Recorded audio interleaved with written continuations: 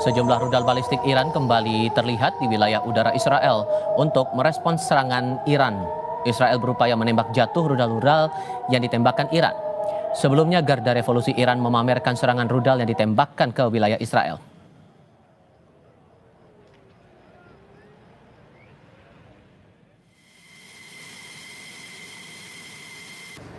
Sementara itu, militer Israel memamerkan jet tempurnya yang melakukan operasi serangan ke Iran.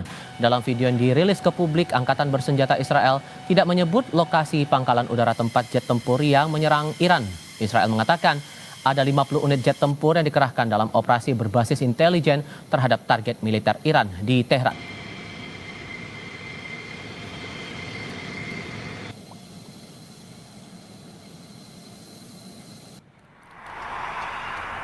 Meningkatnya ketegangan Israel-Iran membuat Amerika Serikat menempatkan 4 unit pesawat angkut angkatan udara di sebuah bandara di luar kota Pafos, Siprus. Menteri Pertahanan Siprus mengatakan pesawat itu tiba di pangkalan angkatan udara setempat beberapa hari lalu. Diduga Amerika Serikat memindahkan 12 unit pesawat F-16 dari pangkalan Italia ke Prince Sultan di Arab Saudi. Amerika Serikat mengerahkan pesawat militer dan kapal perang ke sekitar Timur Tengah diduga untuk melindungi Israel dari serangan Iran. Sebelumnya Presiden Donald Trump meminta Tehran segera menyerah dan mengakhiri perang.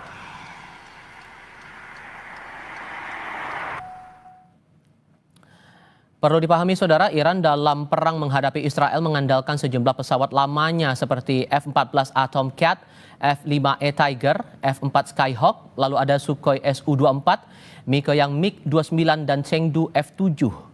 Angkatan Udara Iran di atas kertas kalah kualitas dari Israel. Pesawat tempur Iran sejauh ini hanya terdiri atas 2 generasi. Terdiri dari generasi di era kekuasaan Wangsa Pahlavi diperoleh dari Amerika Serikat. Kemudian di era pasca revolusi diisi oleh pesawat dari Rusia dan Tiongkok. Di sisi lain, kekuatan Angkatan Udara Israel diperkuat jet tempur pesawat F-35I, F-15 dan F-16 yang telah mengalami modifikasi. Untuk pesawat tempur, Israel disokong sepenuhnya oleh Amerika Serikat. Armada udara Israel yang terbaru dan paling canggih ialah F-35I yang sudah dibekali dengan kemampuan siluman dan dapat mengeliminasi sejumlah target dalam waktu bersamaan, baik target di udara maupun di permukaan.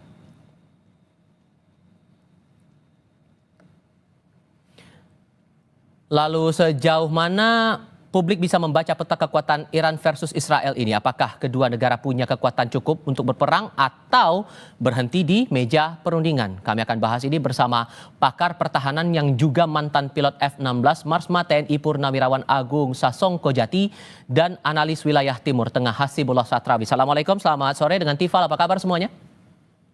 Baik, Mas Tifa, selamat sore, Mas Agung. Terima kasih semua sudah bergabung bersama kami. Saya coba baca dulu soal peta kekuatan pertahanan dari kedua belah pihak ini, Pak Agung. Kalau melihat peta kekuatan udara dari Iran sendiri, hitam di atas putihnya tampak kalah saing dengan Israel. Menurut Anda ini masih cukup kuat tidak pertahanan untuk Iran? Kita bicara dulu. Sekarang ini, pada saat ini, Israel telah memiliki keunggulan di udara, atau kita sebut dengan air superiority, sepenuhnya menguasai ruang udara di atas, minimal di atas Iran bagian barat. Namun tentu saja apakah yang menjadi tujuan dari keunggulan udara itu hanya untuk mengebom sasaran-sasaran berupa orang atau berupa tokoh atau berupa markas besar? Apakah sudah berhasil untuk mencapai sasarannya, yaitu pusat daripada pengayaan uranium daripada Iran, atau tersebarnya pengayaan, karena pengayaan jumlahnya banyak sekali ya, di atas 10.000. Apakah tujuan itu sudah tercapai? Karena tujuan utama daripada operasi kali ini adalah menghancurkan kapasitas atau kemampuan nuklir Iran, baik secara diplomasi atau secara militer. Itu kelihatannya belum tercapai pada saat ini. Oke, tapi dengan alat pertahanan yang sudah dimiliki oleh Iran saat ini ditambah dengan dinamika yang muncul sampai dengan sekarang, gejolak masih terjadi. Menurut Anda posisinya antara Iran dan Israel ini sama-sama imbang atau justru ada plus minusnya masing-masing?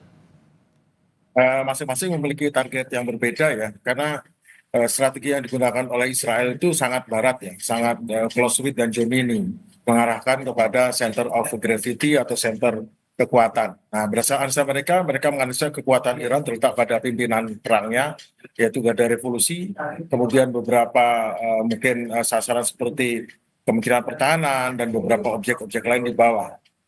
Dengan cara ini mereka menganggap bahwa Iran akan menyerah atau Iran akan mengalah dalam perundingan, namun ternyata itu tidak terlalu akurat. Dan ternyata meskipun yang normalnya di negara lain itu membuat mereka lumpuh, justru Iran masih sanggup membalas dengan mengirimkan rudal yang meskipun mungkin hanya 10-20% masuk ke wilayah Israel, tapi cukup memberikan balasan yang membuat tentu ada masalah juga di Israel, kepercayaan pada pemerintah.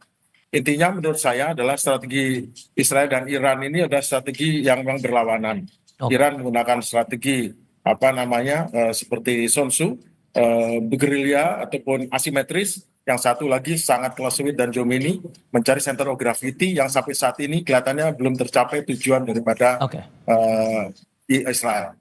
Anda juga punya pengalaman membawa pesawat F-16 yang juga dimiliki oleh Israel. Kita juga tampilkan untuk alat pertahanan yang dimiliki oleh Israel sejauh ini. Sehingga kalau Anda membaca dinamika saat ini, apakah posisinya sekarang Israel diuntungkan secara pertahanan atau sebetulnya ada celah sendiri nih di tengah dinamika yang muncul sampai dengan sekarang, Pak Agung? Pesawat udara itu adalah alat untuk menyerang dan bertahan.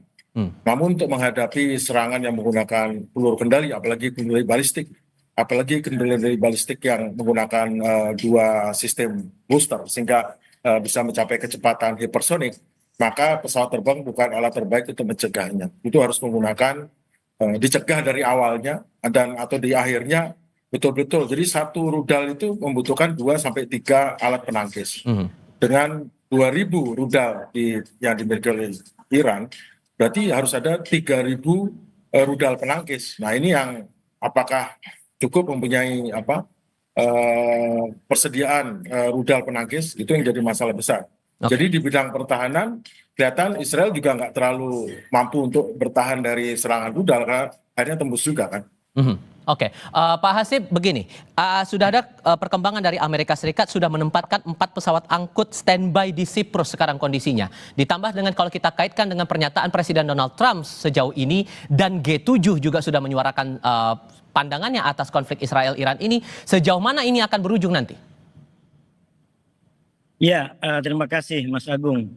Saya di waktu yang cukup singkat ini, saya tetap ingin memulai dari empati kita semua kepada para korban dari kedua belah pihak, sembari berdoa semoga perang ini tidak berkelanjutan, menimbulkan penderitaan bagi kedua masyarakat sipil terutama. Mas Agung, Mas Tifa, kalau saya melihat dari perkembangan hari ke-7 ini, yang ditanyakan tadi, yang pertama memang di tingkat statement itu jauh lebih cooling down di hari ke-7, terutama kalau dibanding hari ke-6. Kita lihat dari ke-6 Presiden Trump terutama itu sampai pada tinggi-tingginya ancaman yang disampaikan. Tapi di hari ke-7 ini justru ada hal-hal yang tone-nya jauh lebih positif karena bahkan ada berita bahwa di antara timnya Iran dan Amerika Serikat kemungkinan akan berunding.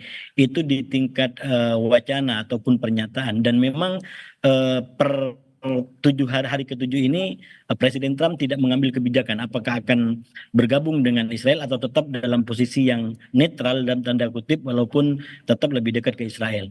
Tapi di tingkat lapangan saya melihat justru ada agresivitas yang jauh lebih tinggi. Misalkan serangan dari Iran itu yang menargetkan Tel Aviv dan beberapa kota lain yang itu menimbulkan dampak luar biasa, termasuk digunakannya roket-roket baru yang mempunyai kekuatan yang jauh lebih kuat dari sebelumnya. Nah, ini kondisi terakhirnya Mas Agung. So kalau kita baca juga perkembangan terakhir dari Rusia menyampaikan bahwa mereka siap untuk turun tangan tapi sebagai penengah, sebagai pihak yang siap untuk memediasi kedua belah pihak. Mungkinkah ini terjadi menurut Anda, Mas Hasib? Ya, kalau kita membaca dalam perkembangan yang begitu cepat ini, memang kita nggak bisa jangka panjang. Kita harus day to day, karena situasinya begitu cepat. Nah, kalau dibaca dari Rusia, menurut saya Rusia dan beberapa negara lain di tingkat statement paling tidak itu masih begitu abstrak ya, masih begitu abstrak, dan justru yang begitu jelas itu adalah peningkatan-peningkatan terutama di level pendukung-pendukung Israel yang sangat kuat menyampaikan hal-hal yang sifatnya dukungan di tingkat wacana tapi belum menjadi tindakan konkret. Pak Agung begini, Israel sempat mengklaim bahwa kekuatan udara Iran sudah dilumpuhkan. Sejauh pandangan Anda atau analisis Anda, apakah kekuatan udara Iran sudah segera habis kondisinya sekarang? Nah itu yang betul. Sorry, ke Pak Agung. Oke, silakan Pak Agung. Oh ya, siap, betul. Karena keunggulan udara atau air superiority di tangan Israel membuat angkatan udara Iran tidak bebas bergerak di daerah Iran bagian barat. Namun kita perlu lihat ya bahwa apabila dua buah negara berhadapan, maka mereka menggunakan instrument of national power ataupun instrumen kekuatan nasionalnya. Diplomasi sudah beradu antara pendukung Iran dan Iran sendiri dengan pendukung Israel dan Amerika. Kemudian secara militeri Israel sudah gerak, Amerika mengancam dengan diplomasi. Dan secara ekonomi jelas Iran sudah diberi sanksi yang berat. Sementara Israel juga ada sanksi dari beberapa negara yang disanksi pada Israel untuk terkait dengan apalagi dengan Gaza. Namun sebuah ini baik instrumen ekonomi, instrumen militer dan instrumen diplomasi itu semua diliput oleh instrumen informasional. Instrumen informasional ataupun perang informasi ini yang membuat sesuatu yang kecil menjadi besar, yang besar dikecilkan. Nah sekarang kekuatan daripada perang informasi atau instrumen informasional ini yang sedang beradu. Nah ini yang membuat opini publik menjadi berubah. Yang satu melaksanakan serangan dengan serangan informasi seperti ini, yang lain juga dan juga bertahan secara informasi, buzzer-buzzer berjalan. Nampaknya lihat di negara barat mereka selalu pro dan mengurangi, kelihatan Iran kurang, Israel besar. Kemudian sebaliknya pendukung Iran membuat sana kelihatan Israel tidak terlalu sukses, Iran sanggup bertahan. Bahkan bertahannya Iran, serangan Iran yang sukses 10-20% itu seolah-olah 100%. Sementara Israel yang menyerang mungkin cuma 50% jadi 100%. Akhirnya kita bisa melihat bahwa ini tetap bahwa diplomasi dan perang semua komponen itu adalah hanya bergantian. Jadi militer dan diplomasi itu hanya bergantian cara karena memang perang itu alat sah untuk menyelesaikan konflik. Oke. Gitu. Sehingga Mas Hasib, karena dua-dua pihak ini saling menganggap satu sama lain sebagai musuh, apakah ini posisinya akan semuanya selesai dalam masa perang seperti ini atau justru bisa selesai lewat perundingan menurut Anda? Ada pihak yang menjadi penengah di sini menurut Anda? Di dalam sejarah manapun kalau perang itu kekuatannya berimbang, ya itu mau tidak mau adalah kompromi. Kalau itu berimbang. Nah sekarang ini terus terang secara de facto ini kan masuk kepada keberimbangan kedua kekuasaan. Jadi nggak bisa lagi ada klaim bahwa ini yang menang, ini itu tidak bisa. Faktanya roket-roket itu saling menyerang gitu.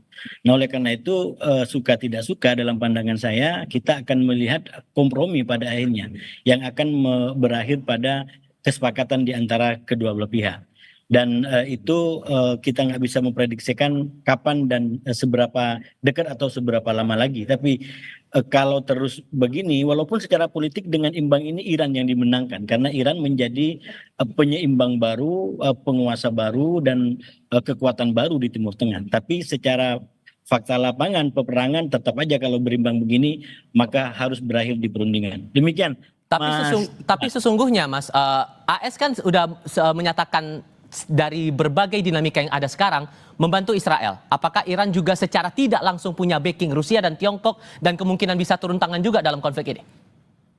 Nah itu yang berbeda menurut saya. Pendukung Iran ini agak lebih hati-hati daripada pendukung Israel. Pendukung Israel, Amerika itu walaupun faktanya di lapangan nggak melakukan sesuatu, tapi statement sangat dekat gitu. Tapi Iran menurut saya sejauh ini tidak terlalu mendapatkan dukungan yang dekat daripada negara-negara ini. Walaupun Iran sendiri mengatakan kami nggak akan pernah mengandalkan siapapun, kami akan berjuang dengan diri kami sendiri. Itu bedanya di antara Israel dengan Iran hari ini. Oke, Pak Agung, kalau melihat tadi kan sudah sempat singgung soal kekuatan Iran, bagaimana dengan Israel? Kemungkinan mereka akan bertahan dengan kondisi pertahanan mereka saat ini di tengah konflik yang masih berjalan sekarang ini, kemungkinannya gimana? Israel tentu ada batas juga. Pada saat kenyataan bahwa Iran masih memiliki 1.500 rudal dan kemungkinan dari 1.500 itu bisa masuk 150 rudal menghujani Tel Aviv, tentu harus dihitung economic of war-nya. Dan di sisi lain sebetulnya kan kita bisa lihat bahwa sudah mengenai soal Iran punya nuklir atau tidak, dengan mudah Iran itu bisa sebetulnya beli atau dapat dari negara lain yang sudah yang seperti Korea Utara sebenarnya. Namun ini masalahnya adalah Israel itu, pemerintahan Israel sekarang survive kalau dia bisa mengalihkan soal Gaza dengan yang lain, karena di Gaza sendiri dia sudah sangat degraded namanya, citranya. Sekarang dia perlu ada perang lain ataupun konflik lain yang membuat dia menjadi ada balance. Jadi ini semata-mata adalah jadi perang secara fisik, perang secara diplomasi, perang secara ekonomi, dan perang secara informasional. Ini sudah diolah sedemikian rupa karena terus terang di soal Gaza, Israel itu makin lama makin nggak relevan lagi dia melaksanakan misinya, dan dia harus stop itu. Nah, untuk menyetop ini harus ada suatu hal lain, yaitu konflik dengan Iran, karena sesungguhnya inti daripada persoalannya adalah menyelamatkan rezim Netanyahu harus diselamatkan, dan juga di selain Iran bukan sekedar untuk harga negara, tapi rezim yang ada sekarang juga harus menyelamatkan diri dengan bagaimana cara terbaik untuk mengatasi problem ini, dengan militer, dengan diplomasi, dengan apa, sehingga dia oke di mata rakyatnya. Sama juga Netanyahu. Kalau Netanyahu masalahnya adalah lebih besar lagi, dia bukan hanya oke di mata rakyatnya, juga oke di mata dunia. Sebetulnya terus terang dari segi strategik Israel itu agak di bawah ini, dia agak sangat, karena genocide, pembantian orang itu kejahatan internasional, dan itu tidak akan dilupakan. Citra Israel sebagai kumpulan orang-orang yang tertindas dalam Perang Dunia Kedua sekarang sudah berubah menjadi citra betul-betul tangan kanan penjajah, mewakili kolonialisme, mewakili kapitalisme, dan yang buruk-buruk ada di situ. Kalau Anda membaca sendiri, Pak Agung, kemungkinan negara lain ikut turun tangan dalam konflik ini seberapa besar? Dengan banyak pernyataan sana-sini yang muncul, kemungkinan eskalasi bakal lebih besar, apakah akan terjadi dalam waktu dekat? Membaca pernyataannya saja dulu sekarang. War of attrition, perang atrisi. Pada saat perang besar sudah lewat, maka ada perang atrisi, perang gerilya atau perang ini. Sekarang diam-diam mungkin ada yang belum tahu ya, dari Pakistan sudah nyebrang itu peralatan senjata. Dan apakah kebebasan dari ruang udara bagi pesawat Israel itu akan bertahan selamanya? Belum tentu. Karena bisa saja secara diam-diam menyelundupkan 1, 2, 3 rudal ataupun peralatan sistem pertahanan udara yang dipasang di Irak, yang tahu-tahu secara diam-diam ditembakkan pesawat Israel. Pesawat Israel jatuh 3, 4, 5, 6 itu sudah merupakan kekalahan besar. Meskipun dia bisa menghancurkan 50 pesawat lawan, tapi dia jatuh 5 saja itu sudah masalah. Karena Israel terkenal sangat melindungi warganya, sangat ahli, sangat pintar, sangat cerdik. Tetapi kan sekarang sudah berubah itu. Dia ternyata nggak sehebat itu, nggak sebaik itu, nggak seideal itu, nggak secanggih itu juga. Ternyata bisa dihajar oleh Iran, yang Iran tanpa ragu-ragu menyerang Israel dan tanpa ragu menyerang pangkalan udara Amerika loh. Iran tuh dengan beraninya dan tidak takut. Nah, ini kekuatan baru di dunia, di Timur Tengah. Mas Hasib, saya harus singgung lagi masalah pesawat, 4 pesawat angkut angkatan udara dari Amerika Serikat yang masih standby di Siprus. Sehingga kemungkinan skenario apa yang perlu diantisipasi membaca kondisi yang ada sekarang ini? Iya, sekali lagi penentunya menurut saya adalah Amerika Serikat, terutama Presiden Donald Trump. Walaupun Donald Trump ini kan sebenarnya sekarang terjebak di antara komitmen dia untuk menjadi sebagai tokoh perdamaian, ingin menyelesaikan perang-perang yang sudah ada, mengingat perang-perang ini sudah terjadi sebelum dia menjabat, atau dia justru kembali kepada kebiasaannya menyerang gitu. Nah, ini yang menurut saya selain soal kepentingan ekonomi, bacaan-bacaannya ya, Amerika ada trauma tersendiri dengan perang lama yang diciptakan katakanlah di Irak, di Afghanistan, dan itu menunjukkan dampak ekonomi yang tidak ringan. Nah, saya melihat ini yang kemudian besar kemungkinan menjadi faktor Amerika, dan terutama Presiden Trump sampai sekarang masih ragu apakah akan bergabung atau justru menjadi penengah untuk menyelesaikan perang ini dan sekaligus tiket menuju Nobel perdamaian yang diinginkan oleh Ragunya lebih kecenderungan ke arah mana, Mas Hasib? Mas Hasib? Ya. Keraguan Anda itu lebih ke arah mana? Apakah aspek ekonomi yang juga dipertimbangkan, aspek politik, atau ada faktor lain sesungguhnya di sini? Dua-duanya menurut saya sekarang lagi berada di tengah. Bukan kita sebagai pembaca yang ragu, memang yang dibaca yaitu Presiden Trump yang sedang ragu. Makanya walaupun situasinya udah sangat darurat, kemarin kenyataannya belum ada keputusan yang diambil. Jadi ini juga menunjukkan bahwa perkembangannya sangat cepat dan Amerika sendiri masih mengkaji kemungkinan-kemungkinan yang ada. Anda pendapat juga Pak Agung di sini atau punya pandangan lain, Pak? Jadi politiknya Donald Trump, politik Amerika itu sama. Jadi politik internasionalnya adalah kepanjangan daripada politik domestiknya. Di sana Trump itu berasal dari Republikan dan di sisi lain ada Demokrat. Keduanya bertentangan. Kalau Demokrat sangat liberal cenderung, kalau Republikan cenderung konservatif. Namun masalahnya dua-duanya sama-sama memiliki pendukung dari pro-Yahudi, pro-Zionis. Nah, ini masalah. Jadi Trump tidak mau kelihatan terlalu anti Israel. Semuanya kelihatan pro Israel, tapi pro Israelnya sejauh mana? Apakah pro Israelnya pro betul-betul sampai habis-habisan atau pro hanya mendukung sampai batas tertentu? Dan menurut saya Trump akan tidak mau habis-habisan karena dia sangat menghitung ekonominya. Contohnya, hampir semua agen-agen ataupun badan-badan seperti USAID, Voice of America, yang sebelumnya merupakan ujung tombak Amerika untuk memperluas demokrasi, memperluas hegemoni Amerika di bidang budaya dan di bidang pendidikan, itu dibasmi sama Trump. Karena apa? Karena meskipun mereka menjadi tulang punggungnya Amerika untuk menghegemoni dunia di luar militer, namun di sisi lain itu juga menyebabkan liberalisme yang akibatnya membuat orang malah cenderung pro-demokrat yang tidak liberal. Jadi dia mau itu tetap konservatif, tidak jadi demokrat, tidak menawarkan LGBT dan lain sebagainya. Jadi ada pertempuran domestik juga. Jadi kita nggak bisa melihat Amerika mendukung Israel karena pro-Israel, tidak. Itu mendukung Israel karena kaitannya ada politik dalam negeri Amerika yang terkait dengan simpati Israel. Dengan gejolak yang masih tinggi sampai sekarang, Mas Hasib, sesungguhnya Indonesia punya peran yang cukup strategis tidak? Mengingat posisi kita kan politik bebas aktif untuk masalah diplomatik atau luar negeri ini. Apakah memungkinkan posisi kita untuk menjadi penengah di sini?